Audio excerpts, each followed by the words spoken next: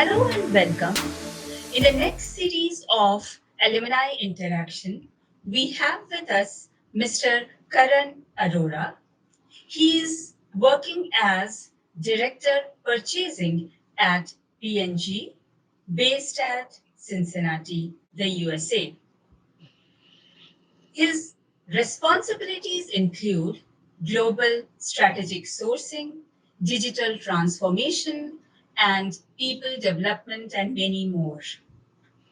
We will hear from him his journey to this position and how NITIE helped in shaping his career.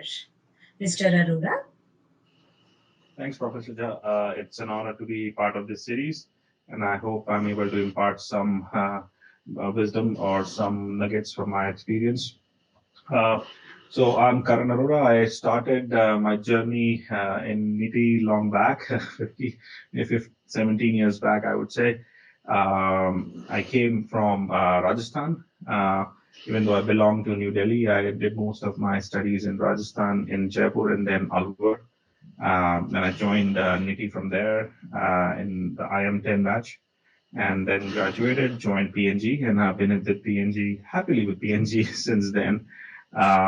I started in logistics, function in the supply chain in New Delhi, then moved to Mumbai.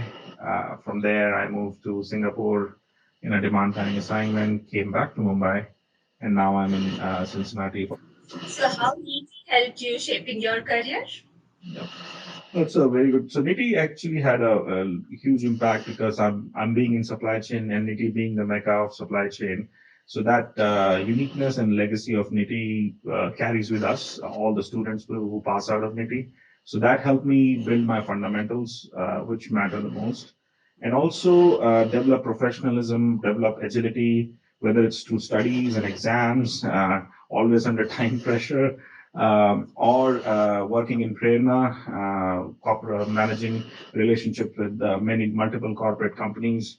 So that professionalism development helped, and even till day, I still remember those days of my life.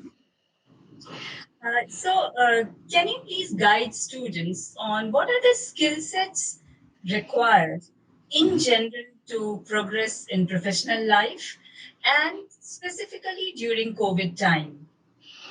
So COVID, I would give a little bit of a grounding on COVID, which is my take on COVID a little bit before I would go to the skills needed for a supply chain professional. I can speak of supply chain at least. So long-lasting impacts of a pandemic are not exactly known. We see the signs. There are major disruption. It's a major disruption, right? And it can cause fundamental shifts in the societal attitudes, beliefs, which pave way to new policies, a new way of working, new consumer needs, and some behaviors will persist and some will not. If we go to a similar crisis like SARS, it led to a huge increase in e-commerce in China because people were fearsome to go to a physical shop. So that led to the emergence of the likes of Alibaba, for example. So that was a huge shift, which is being fueled by COVID as well. So it's hard to predict how will the societal perspective will shape, but definitely it's plausible to see that there will be greater focus on crisis preparedness, system resilience, social inequality will become a lot in focus, and then access to healthcare. So those things are for sure going to become a center of attention going forward. So that's something which going to now to a supply chain side, you will see uh, things which are going to stick like resiliency. How do I make my supply chain more resilient? How do I build my supply base, which is able to take the shocks of a pandemic or a major event in which disrupts supply chain? So those things are going to shift. So what we need to do as supply chain professionals? One, fundamentals are important as they were always. Then problem solving skills are going to become more and more important. I think the digital nature of things will evolve more and more data will be available to drive insights, take decisions, change supply chain for long term, short term, So more and more agility expectation would be needed from the supply chain professionals, and their knowledge of digital skills is going to become even more important as compared to before. That's very nicely put. Some of the hard skills and some of the soft skills which are required otherwise also, but specifically during COVID time. Then moving on to the next question, how do you think NITIE should prepare itself for internationalization? Or what NITIE should do to capture more and more international market? I think NITIE already has a good base of supply chain teaching and even for that matter electives. So on whether it's marketing, whether it's finance, I remember having very good electives as well. So that should continue. So that should not stop, and more focus should go towards digital developing digital skills, not in the isolated IT side of things, but in totality. And then communication skills is highly. Lastly, something which I learned a lot over the years working in different countries was learning about cultures. So how do we expose the concept that culturally dealing with a Japanese is different than dealing with an American?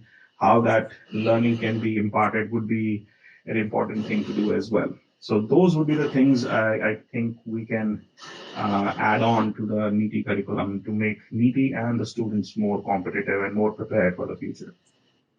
So, how do you think, how Indian market is different from any other market, and what NITIE students should capture there?